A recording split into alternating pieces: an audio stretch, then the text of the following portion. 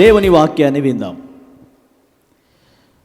మారు మనస్సు నుండి బాప్తిసం తీసుకొని దేవునితో సరైన సంబంధం సహవాసం కలిగి ప్రతి పునరుత్థాన దినము దేవుని సన్నిధికి వస్తూ సహవాసంలో పాలిభాగస్తులై ఉన్నటువంటి గలతీ సంఘానికి అపోస్తుడైన పౌలు గారు ఒక పత్రిక రాస్తూ వారికి 16 అంశాల విషయమై హెచ్చరికను చేశాడు.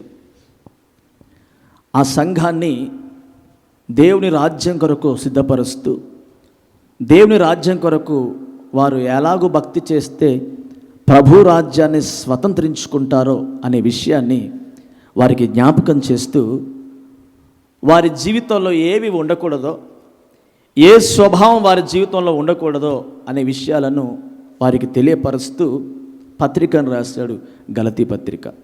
వాటిలో 5వ అధ్యాయము 20వ వచనం చూస్తే 19వ వచనం చూస్తే మనకు ఏ విషయాల ద్వారా వారిని హెచ్చరిక చేశాడో అనే విషయాలు మనకు అక్కడ కనబడతాయి.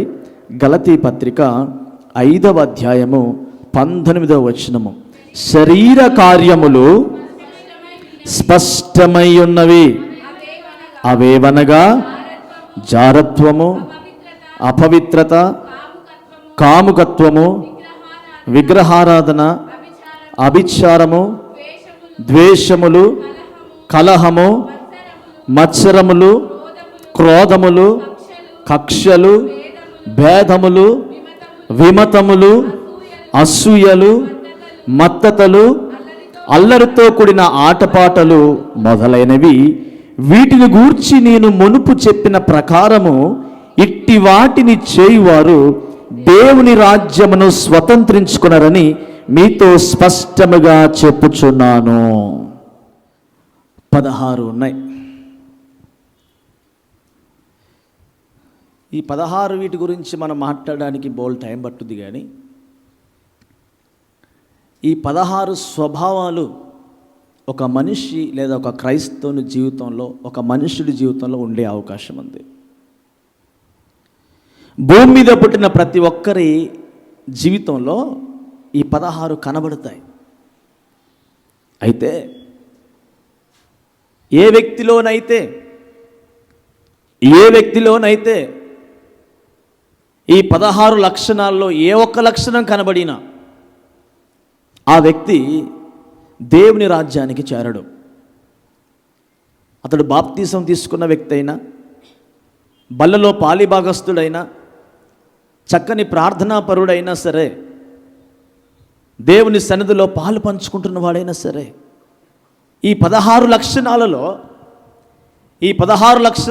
ఏ ఒక్క లక్షణం కనబడినా ఆ వ్యక్తి అంట దేవుని రాజ్యాన్ని స్వతంత్రించుకొనడు అని పౌలు గారు చెబుతున్నాడు పరిశుద్ధాత్మ ప్రేరణ ద్వారా. మీరు ఇంటికి వెళ్ళాక ఈ 16 ఈ లక్షణాలు ఇలా 1 by 1, 1, 2, 3 అని ఆ పేపర్ మీద రాసుకొని లెఫ్ట్ సైడ్ పైన మీ పేరు రాసుకొని, లేదా రైట్ సైడ్ మీ పైన పేరు రాసుకొని మీరు టిక్ కొట్టండి. ఈ 16 లక్షణాల్లో ఏవేవి ఉన్నాయో, ఏవేవి లేవో, ఏవి కనిపిస్తున్నాయో నీ జీవితంలో, ఈ 16 స్వభావాల్లో వేటి నువ్వు జయించావో, ఇంకా వేటిని నువ్వు కలిగి ఉన్నావో అనేది నువ్వు లిస్ట్ అవుట్ చేసుకొని పక్కన నీ పేరు రాసుకొని ఎన్ని లక్షణాలు నీలో ఉన్నాయో అనేది యథార్థంగా ప్రార్థనాపూర్వకంగా మోకాళ్ళ మీద ఉండి మీరు ప్రతి విమర్శ చేసుకోండి. ఇట్టి లక్షణాల్లో ఏ లక్షణం మీలో కనబడినా మీరు అన్ఫిట్, మీరు దేవుని రాజ్యానికి వారసులు కారు, దేవుని రాజ్యాన్ని మీరు స్వతంత్రించుకొనలేరు. నా మాటలు అర్థమవుతున్నాయా? ఇంటికి వెళ్ళాక ఏం చేస్తారు? మీరు చేస్తారా? ప్రత్యేకించి బాప్తిసం తీసుకొని దేవుని సన్నిధికి వస్తున్న బిడ్డలు ఇంటికి వెళ్ళాక ఒకసారి విమర్శ చేసుకోండి. చదువురాని వాళ్ళు ఉంటే ఒకవేళ మీరు పక్కన వాళ్ళతో రాయించుకోండి. వాళ్ళు చదువుతూ ఉంటారు. ఎందుకు నొక్కి చెబుతున్నాను ఈ మాట? మీరు ఇంతకాలం చేసిన భక్తి వృధా అవుద్ది. మరణము మన తలుపు వాకిట కిటికీల గుండా ఎక్కి ఉన్నది. ఎప్పుడు ఎవరు ఎలా మరణిస్తారో తెలియదు, ఎప్పుడు చనిపోతారో తెలియదు. మరణం నీ ఎదుటికి రాక మునిపే, నీవు మరణించక మునిపే యేసు ప్రభువారు రాకడ ఇంకా సమీపంగా ఉంది కనుక ఆయన రాకడ కాక మునిపే ఈ 16 లక్షణాల్లో ఏదైనా ఏ లక్షణమైనా ఏ స్వభావమైనా నీలో ఉంటే దాన్ని వెంటనే దాన్ని నువ్వు తీసివేసుకోవాలి. లేకపోతే నువ్వు ఇంత ఖర్చయి ప్రయాసపడి సమయాన్ని ఇచ్చి ప్రభు సన్నిధికి వచ్చి పాడి ప్రార్థించి ఆరాధించి పరిచర్య చేసి వీటిలో ఏ లక్షణాలైనా నువ్వు కలిగి ఉంటే నువ్వు దేవుని రాజ్యాన్ని స్వతంత్రించుకోలేవు. కాబట్టి పౌలు గారు స్పష్టంగా పరిశుద్ధాత్మ ప్రేరణ ద్వారా చెబుతున్న మాట, ఈ 16 లక్షణాల్లో ఒక లక్షణం గురించి మనం ధ్యానం చేద్దాం. దానిలో ఒకటి అసూయ. అసూయ ఇది కనబడదు, చాలామంది అర్థం చేసుకోలేరు. చాలామంది సేవకులలోనూ దేవుని బిడ్డలను కనబడుతున్నటువంటి ఒక దుర్మార్గమైన లక్షణం ఏంటంటే అసూయ. దీన్ని ఓరవలేనితనం అని కూడా అంటాం. ఒక సేవకుడు బాగా ఎదిగితే ఓరవలేనితనం, ఒక విశ్వాసి ఒక దేవుని బిడ్డ దేవునిలో ఎదిగితే ఓరవలేనితనం, అసూయ పడుట. అసూయ చాలా ప్రమాదకరమైనది. అసూయ ద్వారా బైబిల్లో చాలామంది చనిపోయారు. అసూయ వారిని చంపివేసింది. అసూయ వారి స్థానాన్ని పోగొట్టింది. అసూయ వారి అభిషేకాన్ని పోగొట్టింది. అసూయ వారి ప్రాణాన్ని పోగొట్టింది. ఈ మధ్యాహ్న కాల సమయమున ఎవరు అసూయ కలిగి ఉంటారో, ఎవరు అసూయ అనే లక్షణాన్ని స్వభావాన్ని కలిగి ఉంటారో వారు దేవుని రాజ్యానికి చేరరు. వారు దేవుని రాజ్యాన్ని స్వతంత్రించుకొనరు. అసూయ వారిని అడ్డుకుంటుంది. ఓర్వలేనితనము వారి దేవుని స్థానంలో ఉండాల్సిన వారిని, దేవుని స్థలంలో ఉండాల్సిన వారిని స్థలానికి వెళ్లకుండా వారిని భూమి మీదనే వారిని సమాధి చేస్తుంది, నరకానికి వెళ్ళినట్లుగా. నీ తోటి వారు ఎవరైనా కానివ్వండి, వారు ఎంత ఎత్తుకైనా ఎదగనివ్వండి, నీకంటే బాగా పాడేవారు అయి ఉండొచ్చు, నీకంటే బాగా ప్రార్థించేవారు అయి ఉండొచ్చు, నీకంటే బాగా దేవునికి సహకరించే మనసు వారికి ఉండొచ్చు. వారిని మీరు చూసినప్పుడు మీ హృదయమందు వారిని బట్టి సంతోషించాలి. వారికంటే ఘనంగా నేను ఉండడానికి నాకు సహాయం చేయ ప్రభు అని ప్రార్థన చేయాలి. లేకుంటే నేను కూడా వారిలాగా ఎదుటకు సహాయం చేయ ప్రభు అని ప్రార్థన చేయాలి. కానీ వారిని చూసి అసూయ పడకూడదు. పరిశుద్ధ గ్రంథంలో ఇశ్రాయేలు ప్రజల్ని మొట్టమొదటిగా పరిపాలించిన రాజు సౌలు ఉన్నాడు కదా, సౌలు రాజు ఉన్నాడు కదా. అతనుకున్న లక్షణము అసూయ. ఓర్చుకోలేడు, ఓర్వలేడు, ఓర్చుకునే స్వభావం అతనికి లేదు. ఫిలిస్తీన్ల దేశంలో నుంచి సైనికులందరూ వచ్చి యుద్ధానికి అక్కడ ఉంటే గొల్యాతు 40 రోజులుగా మీలో ఎవరైనా, ఇశ్రాయేల్లో ఎవరైనా ఒక సైనికుడు ముందుకు వచ్చి నన్ను గెలవండి, నన్ను గెలిస్తే మేమందరం ఓడిపోయినట్టే, లేదా మీరు ఓడిపోతే, లేదా మేము మిమ్మల్ని గెలిస్తే మీరందరూ ఓడిపోయినట్టే అని 40 రోజులు కేకలు వేస్తుంటే ఇశ్రాయేలు రాజు సైనికులందరూ కూడా గుడారాలు వేసుకొని రాజు అంతఃపురంలో కూర్చొని 3 పూటలు భోజనం చేస్తూ వాని కేకలు వింటూ ఇంట్లో పడుకున్నారు. ఒక్కరు కూడా ముందుకు వెళ్ళి అతనితో యుద్ధం చేయలేదు. గొర్రెలను కాసుకుంటూ అన్నల క్షేమ సమాచారాన్ని చూద్దామని తన తండ్రి ఆజ్ఞను చేతబట్టుకొని కాస్త ఆహార పదార్థాలను తీసుకొని అరణ్యానికి వెళ్ళిన దావీదుకు ఆ మాటలు వినబడినప్పుడు, సున్నతి లేని ఫిలిస్తీయుడు ఎంతటివాడు నా ప్రజల్ని దూషించడానికి, నా దేవుని నామని అవమానపరచడానికి వాడిని చంపి ఈ నిందను తొలగిస్తానని రోషంతో పౌరుషంతో ముందుకు వెళ్ళి గొల్యాతును చంపి అతని తలను నరికి అతని తలను తీసుకుని వస్తూ ఉండగా ఇశ్రాయేలు ప్రజలు దేశంలో నుంచి వాయిద్యాలు పట్టుకొని బయలుదేరంట స్త్రీలు. ఈ వార్త విన్నటువంటి గొల్యాతు చంపబడ్డాడు, దావీదు గొల్యాతును చంపివేశాడు అనే వార్త ఇశ్రాయేలు దేశంలో వినబడగానే స్త్రీలందరూ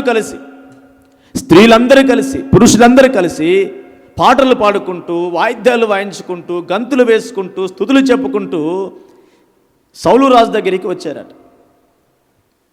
సౌలు రాజు దగ్గర రాగానే అక్కడ దావీదును చూస్తే దావీదు చేతిలో గొల్యాతు తల ఉంది. ఇశ్రాయేలు ప్రజలు విజయోత్సాహంతో సైనికులందరూ కూడా సంతోషిస్తున్నారు. ఆ సంతోషంలో వారు ఒక పాట పాడారు. ఏమని పాడారంటే, మా రాజైన సౌలు 1000 మంది శత్రువులను చంపేశాడు అన్నారు. మా రాజైన సౌలు 1000 మంది శత్రువులను నేలకూల్చేశాడు అన్నాడు. ఈ మాట వినగానే సౌలు, నన్ను ఎంతగా పొగుడుతున్నారు ప్రజలు, నిజమే కదా, నేను రాజుని కదా, శత్రువులను చంపేశాను కదా అని సంతోషిస్తుండగా తర్వాత వచనము ఆ దావీదు 10,000 మంది శత్రువులను కూల్చివేశాను అన్నారు. మొదటగా నన్ను ప్రైజ్ చేశారు, మొదటగా నన్ను గణపరిచారు, మొదటగా నా గురించి గొప్పగా మాట్లాడారు, నన్ను పొగిడారు. ఎందుకంటే నేను 1000 మందినే చంపాను కాబట్టి, నా స్థాయి 1000 మందిని చంపే స్థాయి కాబట్టి 1000 మందిని చంపినందుకు వాళ్ళు అన్నారు 1000 మంది శత్రువుల్ని సౌలు రాజు గారు కూల్చివేశాడు అని పాడారు. దావీదు దగ్గరకు వచ్చే వరకు దావీదు 10,000 మంది శత్రువులను కూల్చివేశాను అని పాట పాడారు. బైబిల్లో రాసి ఉంది. ఈ మాట లేదా ఈ పాట సౌలుకు ఇంపుగా ఉండనందున అనంది. ఈ పాట సౌలుకు ఇష్టం లేదట. వారు పాడిన పాట, వారు మాట్లాడిన మాట సౌలుకు ఇంపుగా లేదట. సరే, ఎలా పాడాలి మరి? తిప్పి పాడుదామా? ఆ మాట ఇంపుగా లేదుగా నీకు, ఆ మాట ఇష్టంగా లేదుగా నీకు, ఆ పాట నచ్చలేదుగా నీకు. ఎందుకు? ఆ పాటలో నీకు 1000 మంది శత్రువులు అన్నారు కనుక నీకు నచ్చలేదు. ఆ పాటలో నీకంటే మరొక వ్యక్తిని ఎక్కువగా పొగిడారు కనుక నీకు నచ్చలేదు. మరి ఏం పాడాలి? ఎలా పాడాలి?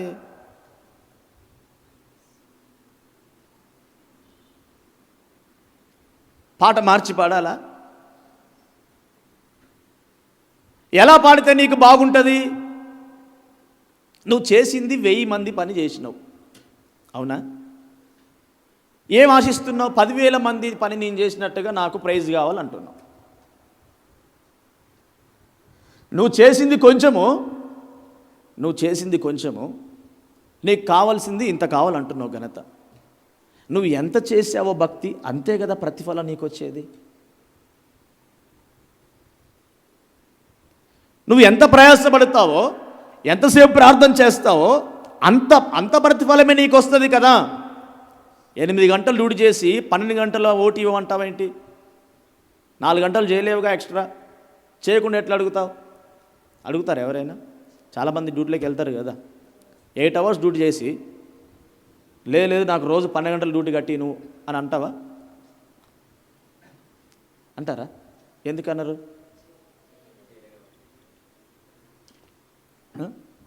అసలు అడగడానికేనమ్మా, అసలు మనిషి అయితే కదా అడగడానికి.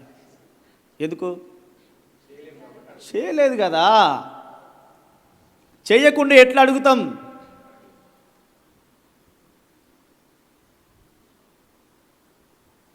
నువ్వు 1000 మందిని చంపి నేను 10,000 మందిని చంపి నేను పాట పాడు నా కోసం అంటాడు ఈయన. చంపింది 1000 మందిని ఏమంటాడంటే, లేదు నాకు 10,000 మందిని పెట్టండి, దావీదుకు 1000 మందిని పెట్టండి, అప్పుడు నాకు ఇంపుగా ఉంటుంది అన్నాడు. నువ్వు ఎంత చేసావో అంతే ఆశించు దేవుని దగ్గర. నువ్వు ఎంత భక్తి చేశావో అంతే ఆశించు దేవుని దగ్గర. నువ్వు రోజుకి ఎంత సమయం ప్రార్థిస్తున్నావో అంతే ప్రతిఫలం ఆశించు. అరగంట ప్రార్థన చేసి 3 గంటల ప్రతిఫలం కావాలంటావేంటి? నువ్వు అరగంట ప్రార్థన చేస్తావు, నీ పక్కోడు 3 గంటలు ప్రార్థన చేశాడు. 3 గంటల ప్రార్థన చేసిన వాడికి 3 గంటల ప్రార్థనకు ప్రతిఫలం దేవుడు ఇస్తాడు. హాఫ్ అన్ అవర్ చేసిన వాడికి హాఫ్ అన్ అవర్ ప్రార్థనకు ప్రతిఫలం దేవుడు ఇస్తాడు. నువ్వు అట్లెట్లా ఆశిస్తావు? నువ్వు చేసే భక్తి కొంచెము, నీకు ఘనత ఇంత కావాలి.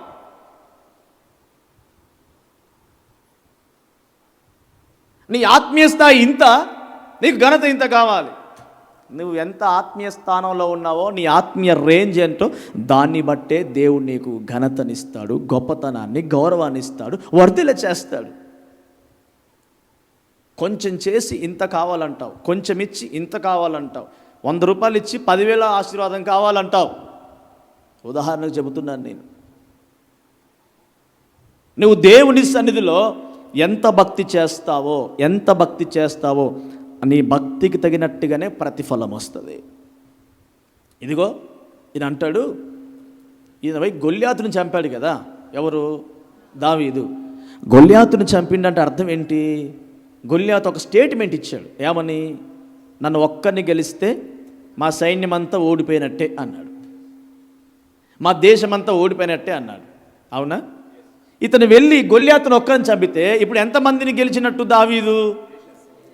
ఫిలిస్తీన్ల సైన్యాన్ని, దేశాన్ని గెలిచినట్టు కదా. 10,000 కాదా మరి? ఆ పాటకు అర్హుడు కాదా? నువ్వు 40 రోజులు ఇంట్లో పండుకుంటివి, బయటికి వెళ్ళవైతివి. నువ్వు ఇంట్లో పడుకొని వాళ్ళని పంపిస్తున్నాడు. ఒకరోజు బలంగా ఉన్న సైనికుని పంపిస్తేవి, ఇంకో సైనికుని పంపిస్తే పోరా అంటే వాడు 4 అడుగులు ముందుకేసి వెనక్కి వచ్చేస్తుండే. నువ్వు ఇంట్లో పండుకున్నాడుకో నీకు 10,000 పెట్టాలి పేరు. ఫీల్డ్లోకి వెళ్ళి, యుద్ధ ప్లేస్లోకి వెళ్ళి, స్థలంలోకి వెళ్ళి యుద్ధం చేసి పోరాడి గెలిచినోడికేమో తక్కువ పెట్టాలి. అప్పుడు సౌలుకి ఏమనిపించిందంటే, లేదు నాకు 1000 కొలది, దావీదుకు 10,000 కొలదని పాట పాడతారా? రివర్స్ కదా పాడాలి, వీళ్ళు రివర్స్ కదా పాడాలి. నేను రాజును కదా, కాబట్టి ఈ పాటకు అర్థం ఏంటి అని ఆలోచన చేయడం మొదలుపెట్టిండు. ఇప్పుడు ఫిలిస్తీన్లు గెలిచిన సంతోషం లేదు మనోడికి. అసలు దావీదుకు గురించి ఎందుకు వీళ్ళు మంచిగా చెప్తున్నారు? నాకంటే ఎక్కువ దావీదుని ఎందుకు పొగుడుతున్నారు?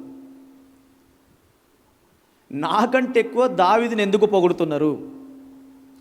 మొదటి సమూయేలు గ్రంథము 18వ అధ్యాయము 7వ వచనం.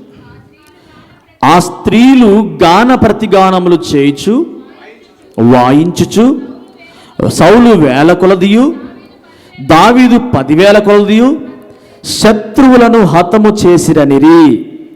ఆ మాటలు సౌలునకు ఇంపుగా ఉండనందున అతడు బహుకోపము తెచ్చుకొని, వారు దావీదునకు 10,000 కొలది అనియు నాకు 1000 కొలది అనియు స్తుతులు పాడిరే, రాజ్యము తప్ప మరి ఏమి అతడు తీసుకోనగలడు అనుకుంటున్నాడు. ఏమని?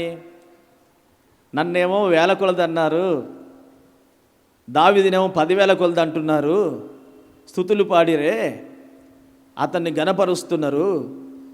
వాళ్ళందరూ గణపరుస్తున్న విధానం బట్టి చూస్తే దావీదు నా దగ్గర ఏం తీసుకోగలడు?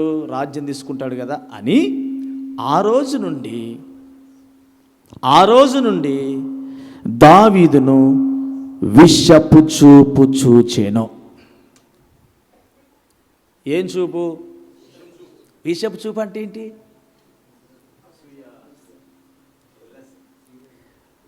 విషం ఏం చేస్తుంది? విషపు చూపు అంటే ఆ రోజు నుంచి దావీదును చంపచూచెను. విషానుకున్నటువంటి ఆ స్వభావం ఏంటంటే చంపే స్వభావం కదా. విషపు చూపు చూచెను. ఎప్పుడు చంపుదామా అని ప్లాన్ వేసుకున్నాడు.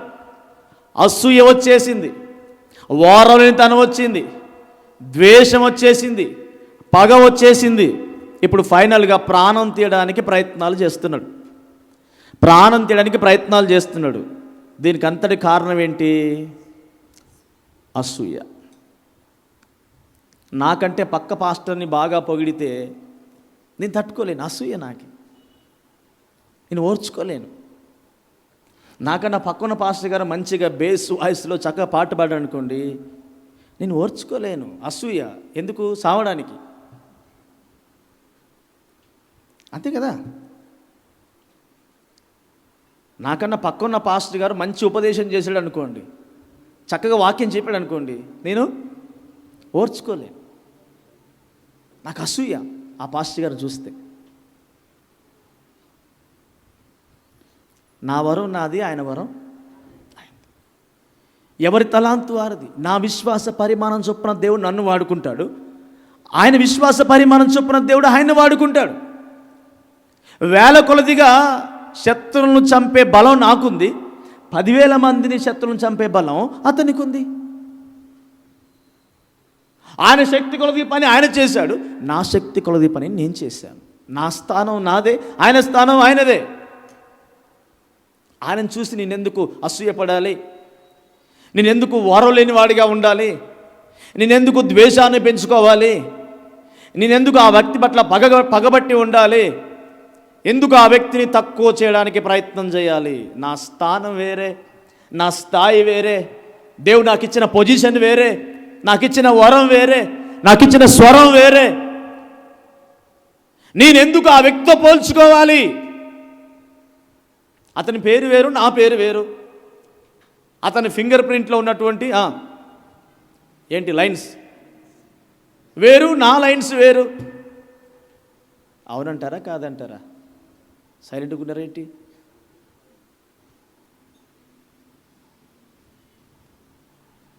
సరే, నాకంటే వయసులో చిన్నవాడు బాగా వాక్యం చెబుతున్నాడు, నేనేం చేయాలి? ఇవి నాకంటే వయసులో చిన్నోడు, నాకు 10 ఏళ్ళ అనుభవం ఉంది, అతనికి 3 ఏళ్ళ అనుభవం లేదు, నాకంటే బాగా వాక్యం చెబుతున్నాడు అని చెప్పి అతని మీద అసూయపడాలనా? ఏం చేయాలి జయక్క?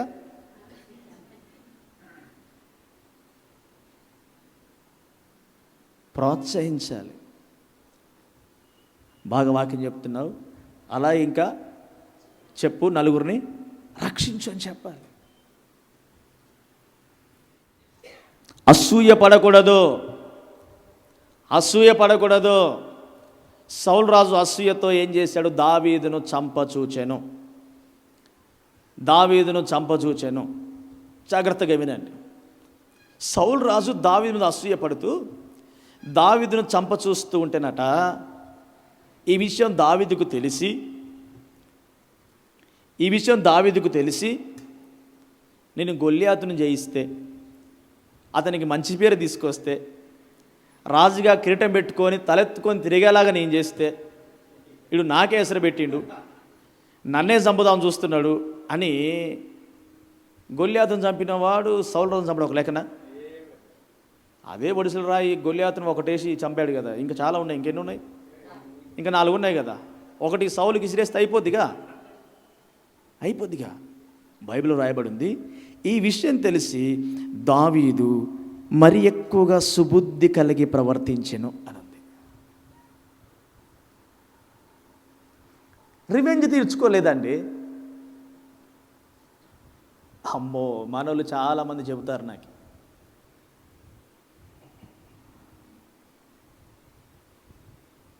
మరి ఎక్కువగా సుబుద్ధి కలిగి. ఒకసారి అంట ఈట విసిరేశాడట. అక్కడ దావీదు వచ్చి నిలబడితే సౌలు చేతిలో ఒక ఈట ఉండగా ఆ ఈటను విసిరివేసెను. త్రుటిలో తప్పించుకున్నాడు. ఈట అతను తగలకుండా గోడ తగిలిందట. అప్పుడే అక్కడి నుంచి పారిపోలేగా దావీదు, పారిపోలే. మళ్ళీ నెక్స్ట్ డే వెళ్ళిపోయి, అయ్యా ఈరోజు ఏం పని ఉంది అని అడిగాడట. నువ్వు పలాని దగ్గరికి వెళ్ళి యుద్ధం చేసి రావాలంటే మళ్ళీ వెళ్ళి సుబుద్ధి కలిగి ప్రవర్తించాను. బైబిల్లో రాయబడి ఉంది, దేవుడు సౌలుని విడిచి దావీదుకి తోడయ్యుండుట సౌలు చూచినప్పుడు సౌలు దావీదుకు భయపడెను. దావీదు నీ పక్షాన ఎంతమంది ఉన్నారు? ఎవరు లేరయ్యా. సైన్యం ఉందా? లేదు. పోనీ అన్నదమ్ములు ఏమైనా సపోర్ట్ చేస్తారా? అస్సలు చేయరు. తల్లిదండ్రులు సపోర్ట్ చేస్తారా? అస్సలు చేయరు. నీతో కలిసి సైన్యం ఎంత? ఎవరు లేరు. ఎంతమంది అసలు? నేను ఒక్కనే.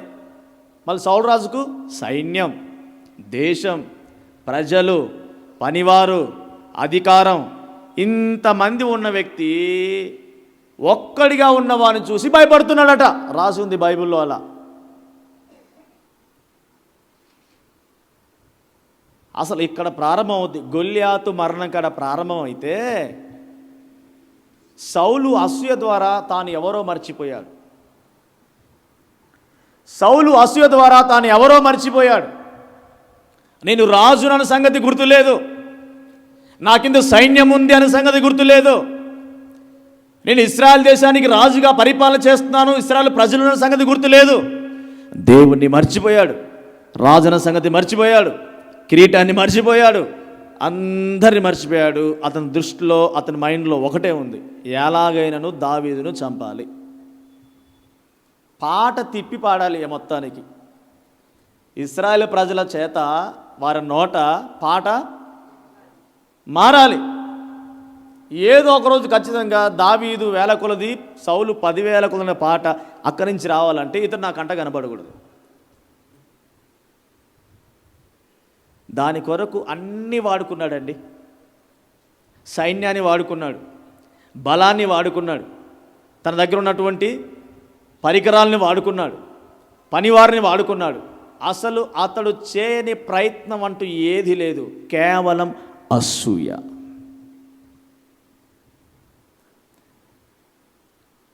నేను అభిషేక్తుని సంగతి మర్చిపోయాడు. దేవుడు మొట్టమొదటి రాజుగా నన్ను అభిషేకించిన సంగతిని మర్చిపోయాడు. అసలు తన స్థానం ఏంటి తనకు గుర్తే లేదు. తను పడుకున్నా, కూర్చున్నా, లేచినా, తింటున్నా ప్లేట్లో కూడా దావీదు ఫేసే కనబడుతుంది. ఎటు చూసినా దావీదే కనబడుతున్నాడు. ఎన్ని ప్లాన్లు చేశాడంటే, నేను చంపితే డౌట్ వస్తుంది, నేను చంపిన ప్రతిసారి తప్పించుకుంటున్నాడు, ఈట విసిరేసిన అతనికి తగలట్లేదు, కాబట్టి అలా కాదు, ఇతన్ని సైన్యాధిపతిని చేద్దాం అనుకున్నాడు. చిన్నోని, వయసు చిన్నది. ఏం చేశాడు? సైన్యాధిపతిని ఎందుకు చేశాడు? యుద్ధంలో వెళ్తే ఫిలిస్తీన్లు మొదటగా ఇన్ని కొట్టి చంపుతారు, అప్పుడు వాళ్ళ పేరు మీద వెళ్ళిపోద్ది అన్నారు. ఇతనికి తెలియకుండానే దావీదును ఇతడు హెచ్చిస్తూ వచ్చాడండి. హేమహేమీలు ఉన్నారు కదా సైన్యాధిపతులు, సైన్యానికి ముందు నడిచేవారు, వారందరినీ కాదని ఏమనుకుని ప్లాన్ వేస్తాడంటే, ఈ దావీదును ముందు పెడితే, సైన్యాధిపతిని చేస్తే, వాళ్ళతో రహస్యంగా మాట్లాడి ఇతను ముందు పెట్టండి, శత్రువులు వచ్చి కొట్టినప్పుడు చచ్చిపోతాడు అని చెప్పి మిగతా వారికి చెప్పి ఇతన్ని ముందు పెట్టమని చెప్పాడు. ఇప్పుడు ఇతనికంటే అనుభవం కలిగిన వాళ్ళందరూ దావీదు చెప్పినట్టు వినాలి. ఇతనికంటే ముందు సైనిక శిక్షణలో పాల్గొని యుద్ధాలు చేసిన వాళ్ళందరూ ఇప్పుడు ఏ యుద్ధ అనుభవం లేనటువంటి దావీదు చెప్పినట్టుగా వినాలి. తెలియకుండానే సైన్యాధిపతి అయిపోయాడు. పోయిండు, వాళ్ళందరిని ఎక్కడ పెట్టాలో ఎక్కడ ఉంచాలో అందరు జయించి వచ్చి అయ్యా అయిపోయిందన్నాడు. ఇట్లయితే లాభం లేదు, ఇతను ఎట్లయినా చంపాలని చెప్పి, ఒరే అతనికి చెప్పండి, నా బిడ్డని ఇస్తాను చెప్పండి, నా కుమార్తెని ఇచ్చి పెళ్లి చేస్తా, పోయి పలానా స్థలానికి వెళ్ళి యుద్ధం చేసి రమ్మని చెప్పండి అంటే, ఆ వెళ్ళి యుద్ధం చేసి వచ్చా కదా, ఏం చేశాడు? ఆ కుమార్తెని ఇంకొకరి ఇచ్చి పెళ్లి చేశాడు. అంటే మానసికంగాను శరీరపరంగాను ఎలాగైనా దావీదును చంపడమే అతని ప్రధాన ఉద్దేశం. మళ్ళీ రెండో కూతురు ఉంది మీకాల్, మళ్ళీ చెప్పాడు. మళ్ళీ చెప్పి, నా రెండో కూతురు ఉంది మీకాల్ నుంచి పెళ్లి చేస్తాను, వెళ్ళిపోయి ఫిలిస్తీన్ల యొక్క 100 మందిని చంపేసి రాపో అని చెప్పాడు. రహస్యంగా ఈయన డైరెక్ట్ మాట్లాడు కదా, సైనికుల్ని తన దగ్గర ఉన్న పంపించి దావీదుకి ఇలా చెప్పండి రహస్యంగా, రెండో కూతురు నుంచి పెళ్లి చేస్తారట నీకు, నువ్వు రాజు కలుడు కాబోతున్నావు, కాబట్టి ఆ ఫిలిస్తీన్ దగ్గరికి వెళ్ళిపోయి వాళ్ళని ఒక 100 మందిని చంపేసి రాపో, అప్పుడు నీకు పిల్లని ఇస్తాడట, కూతురుని ఇస్తాడట. అంటే 100 కాదు, 100 మంది చంపేసి వచ్చాడు. బైబిల్లో రాయబడి ఉంది, మీకాలు దావీదుకు ఉరిగా ఉండునట్లు. ఉరిగా ఉండినట్లు మీ కాలునిచ్చి పెళ్లి చేశాను అని ఉంది. అంటే మీ కాలు ద్వారా చంపడానికి అసలు దీనికి బీజం ఏంటి? అసూయ. దీనికి బీజం ఏంటి? అసూయ. 40 సంవత్సరాల రాజరికంలో తన సైన్యాన్ని, తన బలాన్ని, తన డబ్బును, తన అధికారాన్ని, తన అభిషేకాన్ని అన్నిటినీ దావీదును చంపడానికే వృధా చేశాడు. 40 ఇయర్స్ అయిపోయింది. ప్రజలకు ఏం చేయలే, కుటుంబానికి ఏం చేయలేదు, బిడ్డల్ని సరిగా నడిపించలేదు దేవునిలో, పిల్లల్ని సరిగా పెంచలేదు దేవునిలో, అసలు దేవుణ్ణి మర్చిపోయిండు. ఇక తన మైండ్ అంతా అదే, పాడినా, ప్రార్థించినా, ఆరాధించినా, నడిచినా, కూర్చున్నా, పరిచయం చేసినా దావీదే అతని కన్నులో కనిపిస్తున్నాడండి.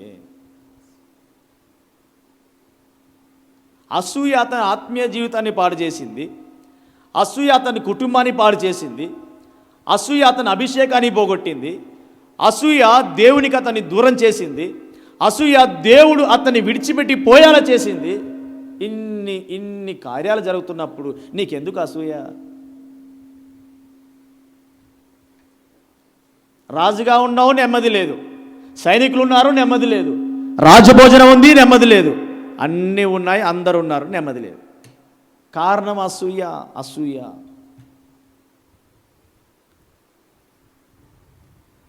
మీకెవరికైనా ఉందా అసూయ? నా మీద ఉందా?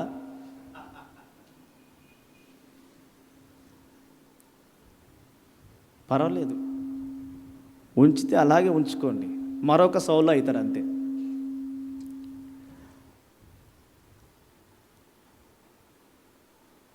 అసూయ వలన చచ్చెదరు అనుంది యోబు గ్రంథంలో. అసూయ వలన చచ్చెదరు అనుంది యోబు గ్రంథము 5వ అధ్యాయము 2వ వచనం.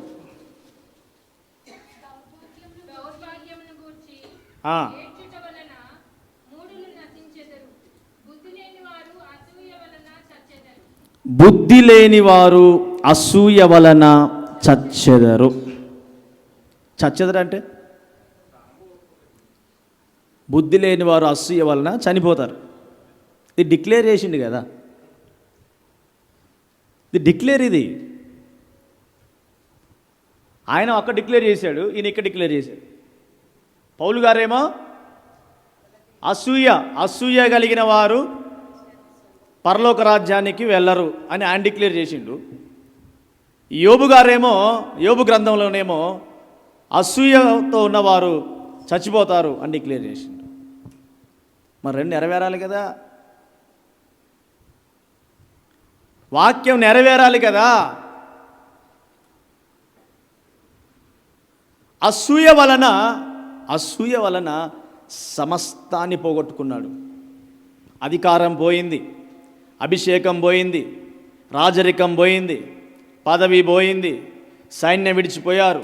అసలు అతనికి ఎంత అసూయ అంటే తనతో ఉన్న సైనికులను, తనతో ఉన్న ప్రజలను, తనతో ఉన్న సైనికులను, తనతో ఉన్న ప్రజల హృదయాల్లో కూడా దావీదు పట్ల అసూయను క్రియేట్ చేశాడండి.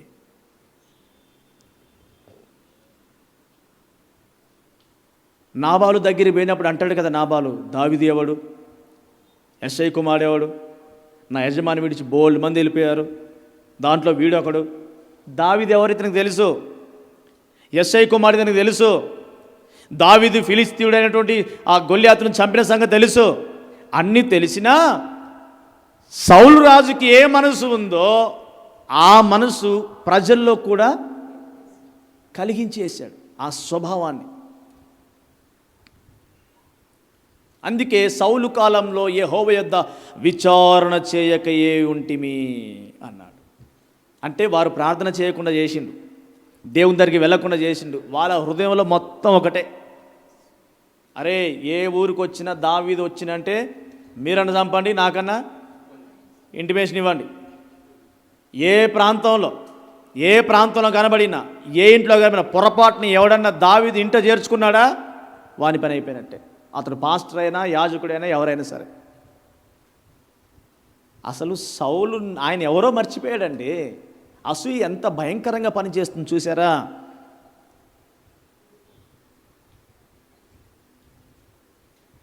చివరికి అసూయ ద్వారా అన్ని కోల్పోయాడు, ప్రాణాన్ని కోల్పోయాడు.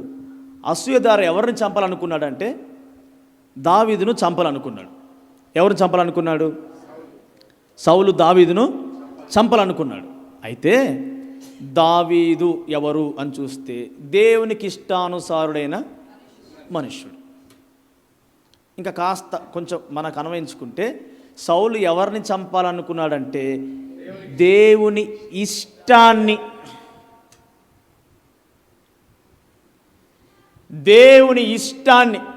దేవుడికి నేనంటే ఇష్టం. దేవుని ఇష్టం ఏంటి? నేనంటే ఇష్టం. దేవుడి ఇష్టాన్ని సౌలు చంపాలనుకున్నాడు. దేవుని ఇష్టాన్ని సౌలు చంపాలనుకున్నాడు. దేవునికి ఏది ఇష్టమో, దేవునికి ఎవరి ఇష్టమో, దేవునికి ఏది చేస్తే ఇష్టమో, దేవుని సన్నిధిలో ఎలా ఉంటే ఇష్టమో ఆ ఇష్టాన్ని సౌలు చంపాలనుకున్నాడు. అందుకే అతని మీదకి శాపం వచ్చింది.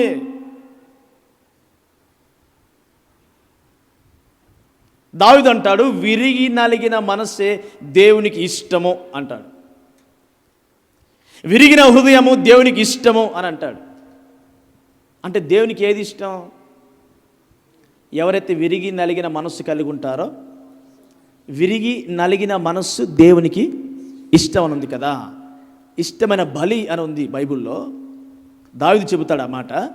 దేవుని ఇష్టాన్ని అంటే విరిగి నలిగిన మనస్సు నీ హృదయంలో లేకుండా, దేవునికి ఇష్టమైన లక్షణం నీ హృదయంలో లేకుండా అసూయ ద్వారా ఆ ఇష్టాన్ని చంపాలనుకున్నాడు.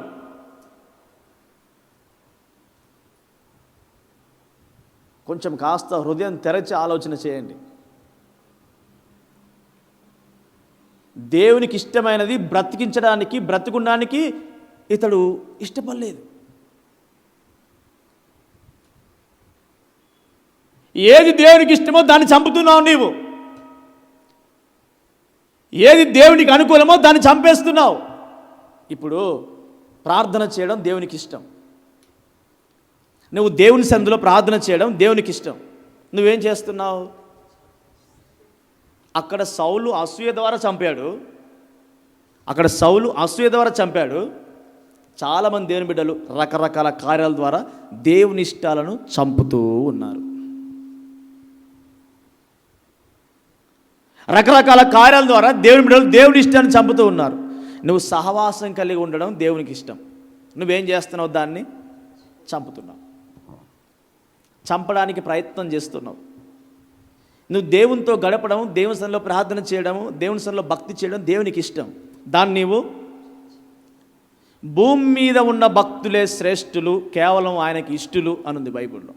అంటే నువ్వు భక్తి చేయుట దేవునికి ఇష్టమైంది. నువ్వేం చేస్తున్నావు? దాన్ని చంపుతున్నావు.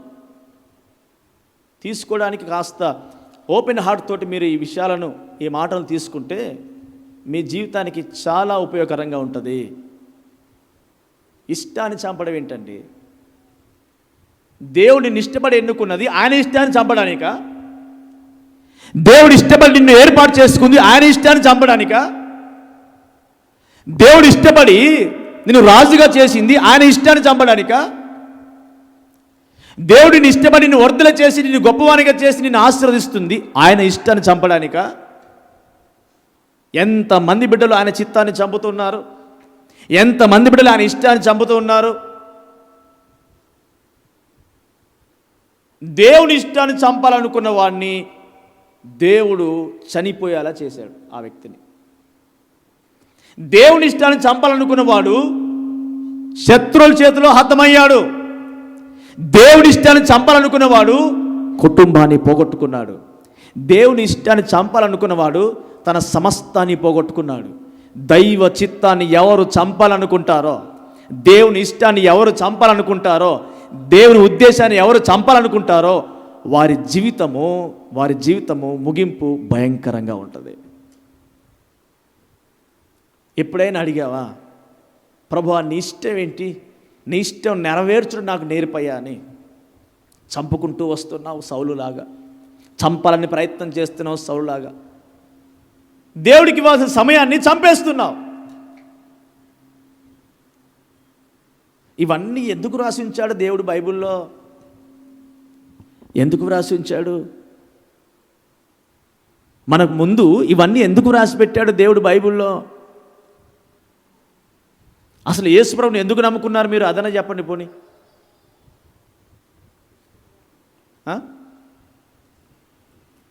మీరు అందరూ యేసుప్రభుని ఎందుకు నమ్ముకున్నారు? కాలు నొప్పులు పోవడానికా? కిడ్నీలో రాళ్ళు బయటపడడానికా? ఎందుకు నమ్ముకున్నారు?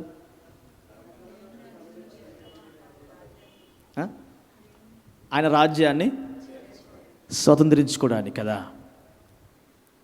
అందుకు నమ్ముకొని ఆయన ఇష్టాన్ని చంపితే ఆ రాజ్యానికి ఎలా వెళ్తావు మరి చెప్పండి. మీరు నమ్ముకుంది అందుకు, సన్నిధికి వస్తుంది అందుకు, తీర వచ్చి ఆయన ఇష్టాన్ని మీరు చంపుతున్నప్పుడు, ఆయన ఇష్టాన్ని మీరు చంపుతున్నప్పుడు మీరు ఎట్లా ఆయన రాజ్యానికి వెళ్తారు?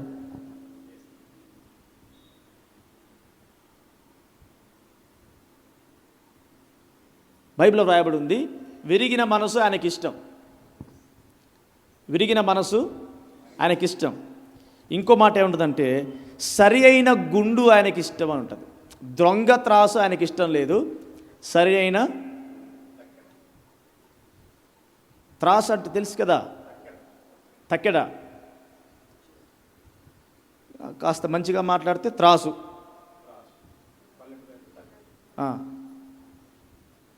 సికింద్రాబాద్లో మీరు స్టార్టింగ్ నేను హైదరాబాద్కి వచ్చినప్పుడు నేను వెళ్తే ఆ పక్కన ఉదయాన్నే ఆ పండ్లన్నీ అమ్ముతుంటారు. లెఫ్ట్ సైడ్ 4 ఇళ్ళ బండి పెట్టేసి ఆ గ్రేప్స్ రకరకాలన్నీ అమ్మేస్తుంటారు. నేను స్టార్టింగ్ వచ్చినప్పుడు నేను కూడా వెళ్ళి తీసుకుందామని పోతే అలా ఒక గెల ఇలా తీసి ఇలా వేసాడు, ఎమ్మటే కిలో అయిపోయేది. నాకు ఆశ్చర్యం వేసేది, ఏంటబ్బా ఇది, ఒక గెలనే చిన్నది చేస్తే కిలో బాటు లేచిపోయేది ఇచ్చేవాడు. నాకు అప్పుడేం అర్థం కాలే, అప్పటికి యేసుప్రభు నమ్ముకోలే నేను. మళ్ళీ కొత్త మనం వాడిని ఏమంటాం, లేకపోతే అక్కడే కింద బండి కింద పెట్టేస్తే కష్టం కదా, నమ్మడానికి ఉండదు. కాబట్టి మళ్ళీ ఒకసారి ఎప్పుడో మళ్ళీ పోయినప్పుడు అప్పుడు సంత్రాలు తీసుకుందామని వెళ్ళాను. అక్కడ కావాలి నచ్చిన ఏరుకోండి అన్నాడు. నేను 100కు 5, 6, 7, 8 ఇస్తుంటారు అనమాట. నేను మంచి ఏరుకొని కవర్లో పెట్టి ఆయన లెక్క పెట్టమని ఆయనకి ఇచ్చేసాను. నేను డబ్బులు తీశాను, కవర్ తీసుకొని వచ్చాను. తీసుకొని చూస్తే ఒక్కటి బాగాలేదు. అరే నేను ఏరుకుంది ఇది కదా, నీ ఏరుకున్న పండు ఒకటి లేదు, అన్ని పాడైనే ఉన్నాయి. నాకు అప్పుడు కూడా అర్థం కాలే. ఆ తర్వాత యేసుప్రభు నమ్ముకొని ఆల్ఫా బుక్ స్టోర్కి వెళ్ళిన. అప్పుడు ఆల్ఫా బుక్ స్టోర్ అక్కడ ఉండేది. ఆ జైన్ టెంపుల్ ఒకటి ఉంది కదా ఆడ, ఆ టెంపుల్ పక్కన ఆల్ఫా బుక్ స్టోర్ ఉండేది. ఆల్ఫా బుక్ స్టోర్ ఎప్పుడు ఓపెన్ చేస్తే తెలియక ఉదయాన్నే వెళ్ళిపోయినా. వాళ్ళు ఎప్పుడు ఓపెన్ చేస్తారో నాకు తెలియక ఉదయాన్నే 7 గంటలకు బస్సుకి వెళ్ళిపోయినా. తీరాడు చూస్తే అన్ని షాపులన్నీ బంద్ చేస్తున్నాయి, ఈ పండ్ల బండ్లు తప్ప. ఆ గల్లీలో చూస్తే ఆల్ఫా బుక్ స్టోర్ గల్లీలోనే ఈ బండ్లన్నీ పెట్టుకుని ఉన్నారు. ఆ గల్లీలో వాళ్ళు అన్నీ ఏమంటారు, ఆ త్రాసులు, ఆ పాడైపోయిన పండ్లన్నీ ఏరి ఒక కవర్లో పెట్టి కవర్లు రెడీగా పెట్టుకుంటున్నారు. ఆ త్రాసు కింద అది పెట్టేస్తారు, అయస్కాంతం పెట్టేశారు, మ్యాగ్నెట్ పెట్టారు, తక్కడే చూస్తున్నారు అనమాట. కిలో అంటే ఎంత పోతుంది, ½ కిలోనే పోవాలి. ఆ రోజు చూశాను నేను.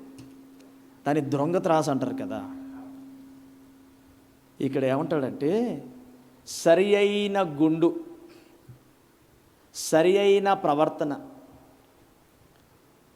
సరి అయిన ప్రవర్తన అంటే నాకు రాత్రి ధ్యానం చేస్తున్నప్పుడు ఇటు సైడ్ కేజీ బాటు పెట్టాడు, ఇక్కడ కింద ఒక మ్యాగ్నెట్ పెట్టాడు. అతడు 1/2 కిలో ద్రాక్షాలు మాత్రమే వేశాడు. ఇటో కేజీ బాటు కనబడుతుంది, అక్కడ వచ్చింది మాత్రము 1/2 కేజీనే. అంటే 1/2 కేజీ పండ్లకి కేజీ వసూలు చేస్తున్నాడు.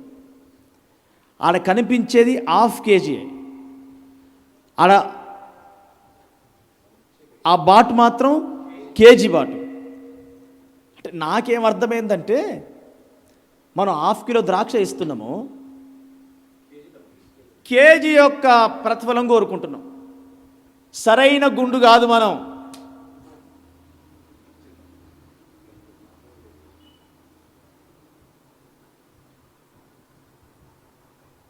చూస్తే ఏమనిపిస్తుందంటే కేజీ బాటే లేస్తుంది, కేజీ బాటే తక్కలో పైకి లేస్తుంది. ఆడ కేజీ సంబంధించినటువంటి ద్రాక్షలు లేవు, 1/2 కేజీ ఉన్నాయి. మనం ఇచ్చేది 1/2 కేజీ లాంటి పండ్లను లేదా 1/2 కేజీ లాంటి భక్తిని ఇస్తున్నాము. ప్రజల దగ్గరనేమో మనం కేజీ ఆశిస్తున్నాం దేవుని దగ్గర. మీకు అర్థమైందా? ఇచ్చేది ఎంత? అతడు మనకి ఎంత ఇస్తున్నాడు? డబ్బులు ఎంత తీసుకుంటున్నాడు? అంతే కదా. నువ్వు ఎంత ఇస్తున్నావు? ఎంతకాలం అంటున్నావు? అదే నేనే అనుకోండి, కాస్త పనులు జోకుతున్నా అనుకోండి.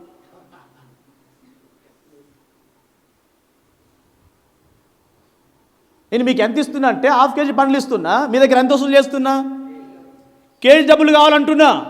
దీని దొంగ త్రాసు కదా, ఇది సరైన గుండు కాదు కదా, ఇది సరైన ప్రవర్తన కాదు కదా. దేవుడు అంటాడు సరైన ప్రవర్తన ఆయనకిష్టం,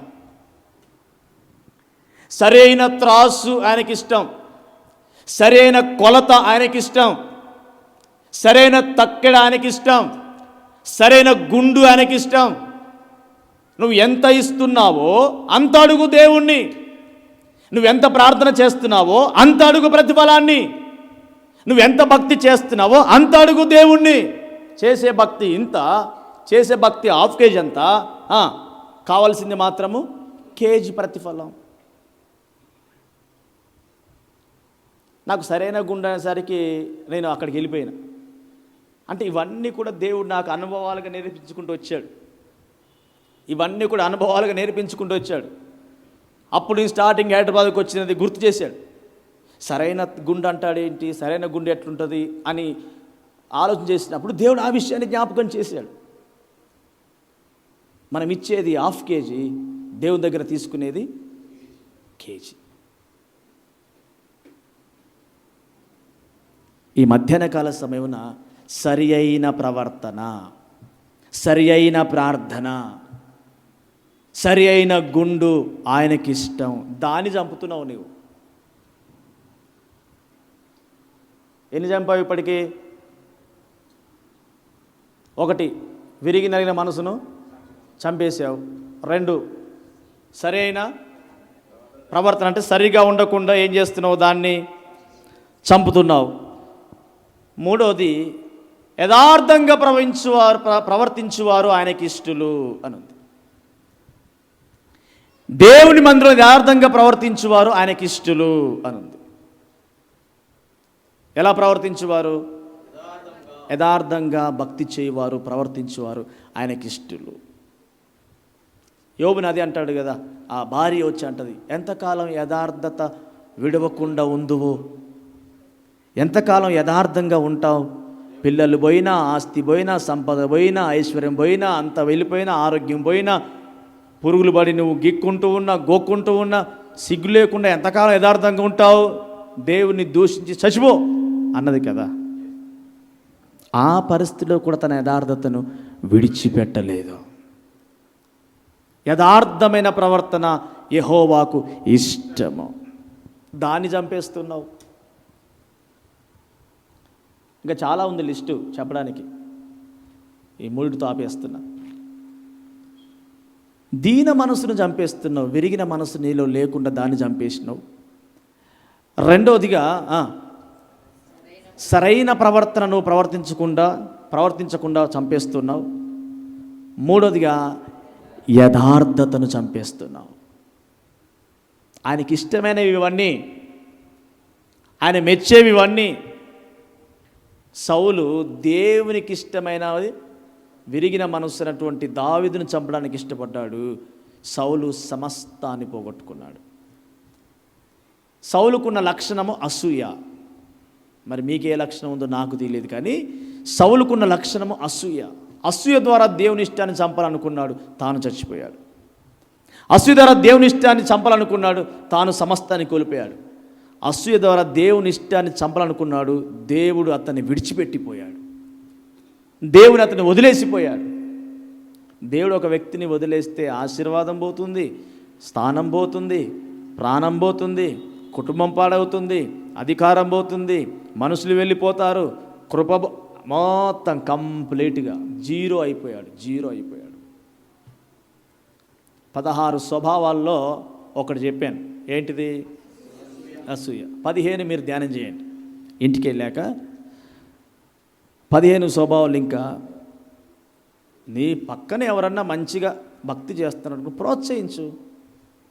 నీవెందుకు అసూయపడి చచ్చిపోతావు? నువ్వెందుకు వరం లేకుండా చచ్చిపోతావు? నీ పక్కన ఎవరైనా మంచిగా బోధిస్తున్నారనుకో, ప్రోత్సహించు. నా స్థానం నాది, వాళ్ళ అంతే. ఆయన స్థానంలో నీ వెళ్ళను, నా స్థానంలోనికి నా శ్రేష్టమైన స్థానం నాదే. నా స్థానంలోకి ఆ వ్యక్తి ఎప్పటికి రాడు. ఆయన స్థానంలో నేనే ఎప్పటికి పోను. నాకున్న పొజిషన్ నాదే, ఆయనకున్న పొజిషన్ ఆయనదే. ఎవరి కృప వారిదండి. దేవుడు ఎవరికి ఇచ్చిన కృప వారిది. అసూయపడి చచ్చిపోవద్దు. అసూయపడి దేవుని ఇష్టాన్ని చంపొద్దు. అసూయపడి నీకున్న ఆశీర్వాదాన్ని పోగొట్టుకోవద్దు. అలాంటి కృప దేవుడు మీ అందరికీ అనుగ్రహించునుగాక. ఆమేన్, ఆమేన్. అందరు లేచి నిలబడదాం, ప్రార్థన చేసుకుందాం. చివరి ప్రార్థన ఆశీర్వాదంతో ఆరాధన ముగించుకుందాం. పాస్టర్ క్లుప్తంగా ప్రార్థిస్తుండగా అందరూ కూడా ఏకీభవిద్దాం. కృపగలిగిన యేసయ్య, జీవము కలిగినటువంటి తండ్రి, మీ ఘనమైన నామమునకు మహిమ కలుగునుగాక. ఈ పునరుత్థానపు ఉదయకాలము మొదలుకొని మధ్యాహ్న కాల సమయం వరకు కూడా మీ ప్రశస్తమైన సన్నిధి అనుభవించుటకు అత్యల్పులమైన మమ్ములను బలపరిచి ఆరోగ్యపరిచి ఈ రీతిగా నీ సముఖంలో ఉండనిచ్చి నీ సన్నిధిని అనుభవింపజేస్తున్నందుకు మీకు మహిమ కలుగునుగాక, మీకు మహిమ కలుగునుగాక. పాటల ద్వారా, స్తుతుల ద్వారా మహిమను పొందుకొని వాక్పరిచర్య ద్వారా మీరు మాతో మాట్లాడినటువంటి మాటల కొరకు కృతజ్ఞతలు ప్రభువా. ఇదిగో నా తండ్రి, ఈ లోకంలో ఉండంగానే నాయన అయా నీకు స్తోత్రం. నీవు మమ్మల్ని ఏరి కోరుకొని నీ రాజ్యములో వారసులుగా మేము ఉండాలని యోచన చేసి ఇదిగో సంఘములో చేర్చిన దేవుడవు నాయన. అయా భక్తి చేస్తున్న మేము, నిన్ను సేవిస్తున్న మేము, నీ బిడ్డలుగా చెలామణి అవుతున్నటువంటి మేము ప్రభువా నీకు స్తుతి కలుగునుగాక. మాలో అసూయ అనబడినటువంటిది ఉన్నదని నాయన, అసూయ పరులు, అసూయ కలిగినటువంటి వారు నీ రాజ్యాన్ని స్వాధీనము చేసుకోలేరని, వాగ్దానాన్ని పొందుకోలేరని, ఆశీర్వాదాన్ని పొందుకోలేరని మీరు మాతో మాట్లాడుతున్నారు. అయా సౌలు ఉదాంతాన్ని మా ముందుంచి నాయన, అసూయ కలిగినటువంటి సౌలు ఏ విధంగా పాడైపోయాడో, ఏ విధంగా పతనమైపోయాడో, ఏ విధంగా నాయన సర్వాన్ని కోల్పోయాడో ప్రభువా మీరు మాకు తెలియజేస్తున్నా తండ్రి. అసూయత మా హృదయంలో నుండి, మా జీవితంలో నుండి తీసివేయమని మీరు మాతో మాట్లాడిన మాటల కొరకు వందనాలు ప్రభు. అయిన దేవానికి స్తోత్రం. అనేక దినములుగా ప్రభువా నిజమే నాయన, అసూయ మా హృదయములో నాయన మేము కలిగి ఉండి అనేకుల పైన అసూయత చూపుతూ ప్రభువా ఓర్చుకోలేని స్వభావమును కలిగిన తండ్రి అయా నీ సన్నిధిలో మేము ఉన్నాము ప్రభువా. దయతో మన్నించండి, క్షమించండి నాయన, మాకు ఈ విషయంలో విడుదల కలుగజేయండి అయ్యా. నీ నామమునకు స్తోత్రం. పౌలు గారు నాయన గలతీ సంఘస్థులకు సెలవిస్తున్నటువంటి మాట ద్వారా ప్రభువా మా హృదయంలో, మా జీవితంలో అసూయ ఉంటే మేము నీ రాజ్యాన్ని స్వాధీనము చేసుకోలేమని, స్వాతంత్రించుకోలేమని మీరు మాతో మాట్లాడుతున్నారు.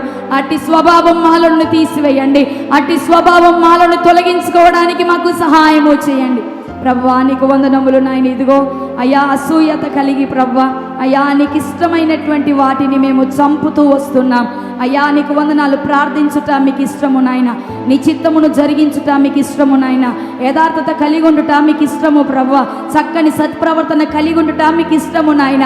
అయితే నా తండ్రి ప్రభువా నీకు స్తోత్రం. వాటన్నిటిని ఒక్కొక్కటిగా మా జీవితంలో అయ్యా మేము చంపేసుకుంటున్నాము నాయన. అభివృద్ధి లేదు, ఆశీర్వాదము లేదు, ఆరోగ్యము లేదు.